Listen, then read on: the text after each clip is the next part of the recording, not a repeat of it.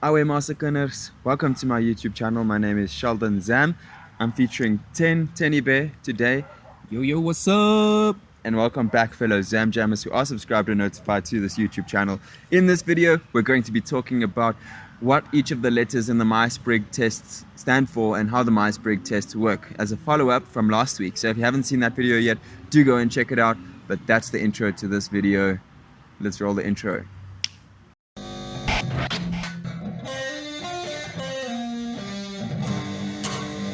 Wait, what?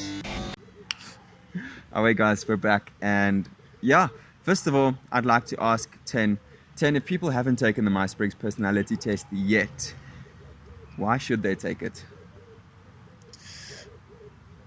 You should prepare me for these questions. It's really good because it helps you to understand people better, like I said in the previous video. It's going to help you understand yourself better, but also understand other people better. The unfortunate thing is some of the tests on the internet aren't exactly accurate, so don't necessarily believe the first result that you get.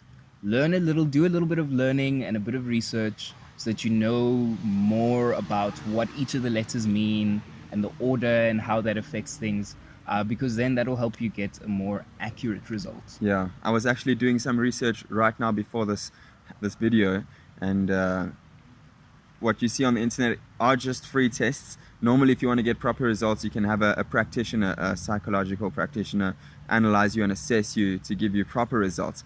This whole test is based on a mother-daughter relationship, Briggs Myers, Isabel, I think the daughter's name was the mother.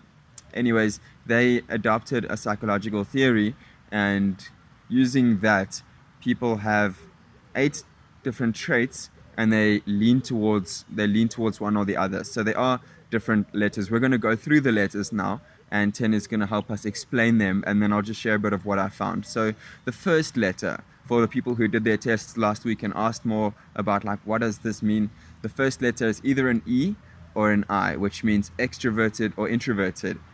What does that mean, 10? Like, Okay, so extroverted people are people who are interested in the outside world more, people, in things. people, in things, ideas outside of themselves.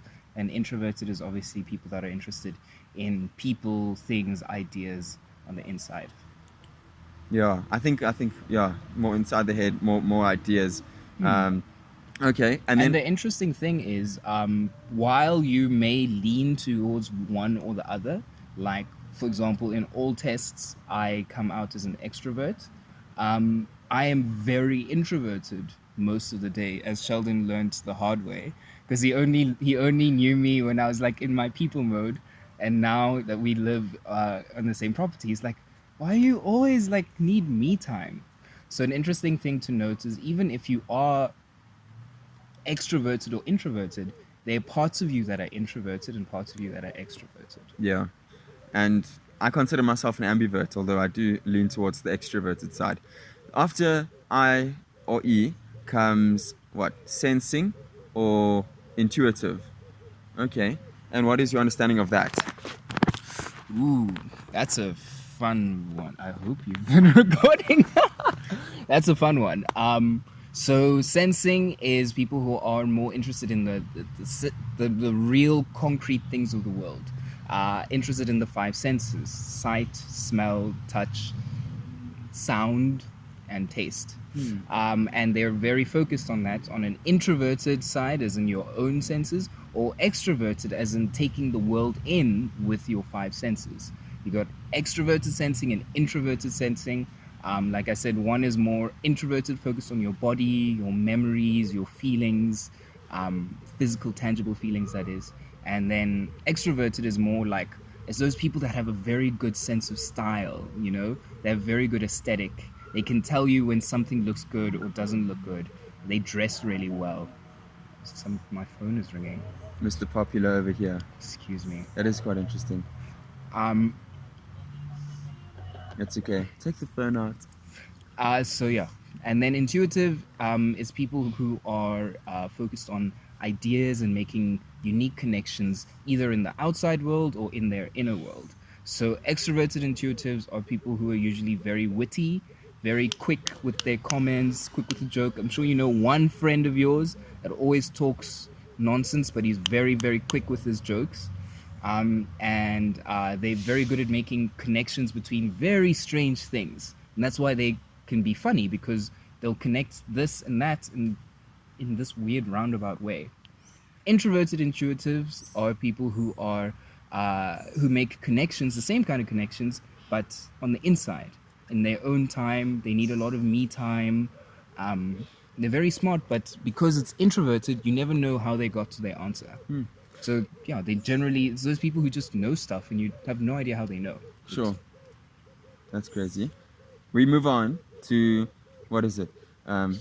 Feeling or thinking, a T or a P. Tell us more about that, Ten. It's quite intuitive, actually. That's the thing. You'd think so. Most people actually get hung up, like they mess that up, actually. Okay. Because they think that feeling is about, if you're a feeling type, that More it means sensitive. you're more sensitive Yeah. or you're emotional. Yeah, that's exactly what I think. It's actually not. It's just people who are more introverted feelings, or people who are very values based, and extroverted feelers are people who are connected with the feelings of other people around them. That's interesting. So then, where does that leave the thinkers? So that's another thing. Some people think, and that's why a lot of people mistype themselves on the tests, because they're like, oh no, I'm not emotional, so I can't be a feeling type. And they redo the test until that F disappears. Thinkers are just people who are more attuned to stuff, right? So extroverted thinkers are people who are very good at making systems. They can walk into a room, see all the stuff that's wrong, and figure out a way like this to solve the problem. Do this, and this.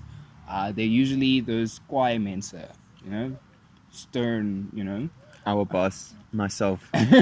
Sheldon is an extroverted thinker. They're very good at getting stuff done because they can walk into a room, immediately know what's wrong, immediately know what to do about it. Your dad. My dad's the same. And introverted thinkers are people who take a little bit longer to get to the conclusion, but in the time that they take, the extra time they take, they're refining stuff. They're the guys who will do the math, erase it, do it again, erase it, get the right answer, then do it one more time to figure out how to do it in less steps. Sure. I like the way you explained that. And this brings us to our last point for the day and for the vlog, and that is, what is that? J, judging or perceiving. So that is interesting. How do you perceive things? How do you judge things? And how does that affect your character or your personality type? So what do you think of judging versus perceiving based on your reading? So I think judging is people who feel like they have a sense of what's right and wrong, and perceiving is people who try and see things the way other people see things. I would say so. So Half mark. yeah, it's the simplified version on most websites. They'll say, like the site that you're reading today, perceivers are generally people who go with the flow, and judgers are usually people that make their own way. So I think I read once something like, perceivers have the world act on them and they will adapt accordingly, whereas judgers act on the world and the world has to act accordingly. That's a nice way of putting it.